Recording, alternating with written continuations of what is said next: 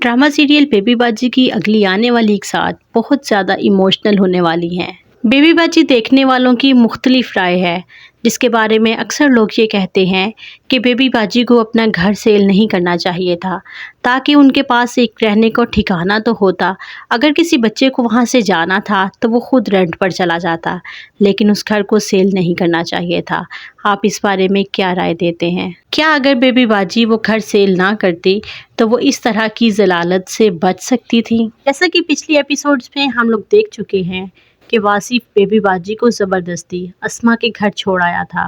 वासिफ ने तो ये तक गवारा न किया कि अपनी माँ से उसकी राय ही पूछ लें कि क्या वो अस्मा के घर जाना चाहती हैं या नहीं, बल्कि वो ज़बरदस्ती बस उन्हें छोड़ आया ताकि उनके सर से तो ये मुसीबत टले। जब बेबी बाजी अस्मा के घर जाती हैं, अस्मा को तो उनसे कोई प्रॉब्लम नहीं होती, लेकिन प्रॉब्लम किसको? उनके अपने ही बेटे नसीर को। नसीर अब चाहता है कि जल्द से जल्द वो यहाँ से चली जाएं। वो यही बात जाकर रक्षी और उसकी माँ से कहता है कि माँ तो अभी तक मेरे घर पर हैं, वो यहाँ से नहीं जा रही। इस बात पर रक्षी की माँ कहती है कि बेबी बाजी को अब यहाँ से चले जाना चाहिए, क्योंकि जब तक वो यहाँ पर रहेंगी तुम लोगों की शादी भी नहीं हो सकती।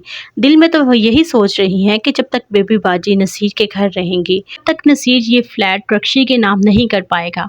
वो तो यही चाहती हैं कि वो यहाँ से चली जाए।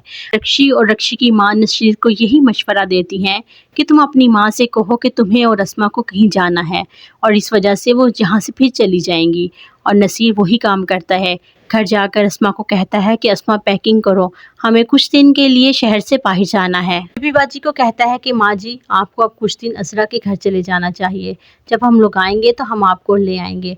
और वो तो ये बहाना ही करता है बस। दूसरी तरफ इस बात को लेकर भी गुस्सा करता है कि हमारे घर में शहनाज क्यों आई, कभी कोई आ जाता है तो कभी कोई। इस बात पर बेबी बाजी अपने बेटे के आगे हाथ जोड़कर माफ़ी मांगती हैं और कहती हैं कि बेटा मुझे माफ़ कर दो, आइंदा तुम्हारे घर कोई नहीं आएगा। बस फिर बेबी बाजी मजबूर होकर जाती भी तो कहाँ जाती, फिर वही अज़रा के घर चली जाती हैं। अब की बार अज़रा बेबी बाजी को देखकर बहुत ज़्यादा मुंह बसोड़ती है और अपने दिल ही दिल में बड़बड़ाती है कि ये माँ फिर कहाँ से आ गई, फिर से मुसीबत गले पड़ गई। अब वो सोचती है कि किसी तरह ऐसा कुछ करूं कि बेबी बाजी खुद ही यहाँ से चली जाएं।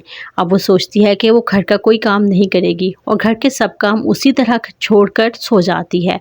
बेबी बाजी जब किचन में जाती हैं और देखती हैं कि इतना ज़्यादा बर्तनों का फैलाव पड़ा हुआ है, तो वो सोचती हैं कि मैं बर्तन धो देती हूँ। बेबी बाजी जैसे ही बर्तन धोने लगती हैं तो उनके हाथ से एक प्लेट स्लिप होकर गिर जाती है। जैसे ही अज़रा को बर्तन टूटने की आवाज़ आती है, फ़ौरन कमरे से बाहर आ जाती है और चिल्लाना शुरू कर देती है। कहती है कि ये क्या किया आपने, पूरा मेरा सेट ख़राब करके रख दिया। अगर आप ढंग से काम नहीं करना जानती तो मत करें, लेकिन यूँ मेरे बर्तन तो मत तोड़ें। यूँ अज़रा गुस्से में आकर बेबी बाजी का हाथ पकड़कर उन्हें घर से बाहर निकाल देती है। और अब वो बेयारो मददगार बाहर खड़ी होती हैं और सोच रही होती हैं कि आखिर वो जाएं तो कहाँ जाएं, और कोई ठिकाना भी तो नहीं, सभी बेटों ने तो घर से निकाल दिया।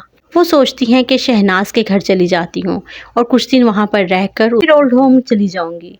और वो शहनाज के घर चली जाती हैं। वहाँ जाती हैं तो शहनाज अपनी बहन की हालत देखकर बहुत परेशान होती है और कहती है कि आप जब तक चाहें यहाँ रह सकती हैं, लेकिन बेबी बाजी यही चाहती हैं कि वो वहाँ भी ज़्यादा देर ना रहें और ओल्ड होम चली जाएं, ताकि वो अपने बेटों पर बोझ ना बने।